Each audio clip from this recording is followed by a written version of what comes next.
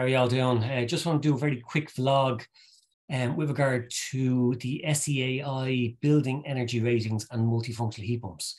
A few people have mentioned to us of late that they don't believe that the multifunctional heat pump is being accepted by the SEAI software with regard to your building energy rating. That is not true.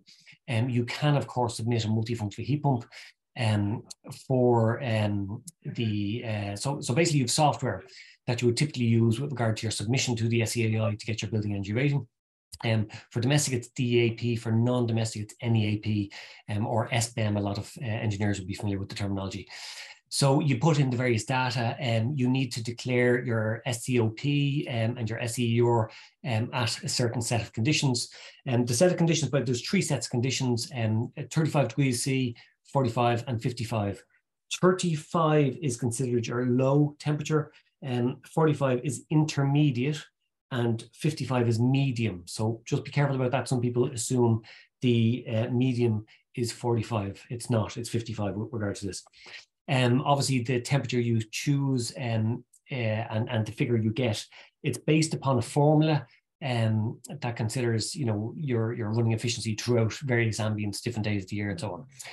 And you need to declare for the design conditions for your particular project. But so just to clarify, a multifunctional heat pump obviously can work in cooling only mode, heating only mode, and simultaneous heating and cooling. I explain a lot of this, by the way, in our designer training CPD program. And you have a new term called TER, total efficiency ratio, which is the efficiency you get at 100% load. And there is no formula for SCOP or SEER for a multifunctional heat pump. So you simply use the figures of SCOP and SEER during heating mode. Okay, so let me just share a particular data sheet with you here.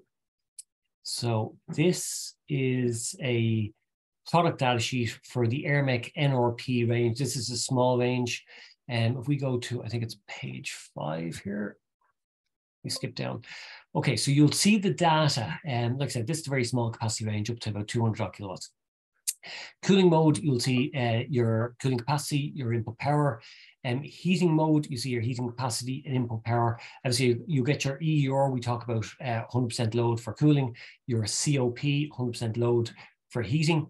If you follow on down, you have your simultaneous heating and cooling. So basically what you get your cooling, what you get for your heating, your input power. Obviously, your efficiency is far greater because you have more than double the cooling capacity. With almost the same input power. In fact, very often the input power can be less.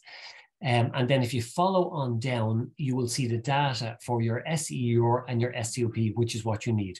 So you simply use this data with regard to submission for multifunctional heat pumps.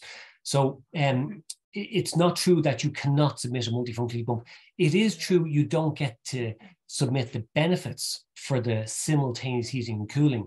Unfortunately, the SEAI have not come up with software to accept the benefits you're going to get, your total efficiency ratio, basically your free heating or your free cooling, depending on where you look at it.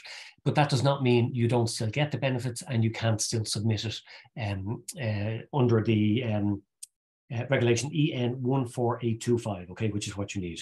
So I just wanted to clear the air. Of course, you can submit multifunctional heat pumps. You just use the heating mode data for it. Any of you want any information or any further information on this or clarification, just drop me a bell. My mobile is 086-263-4103, or my email peter.mcmahon@eicl.ie. Thank you.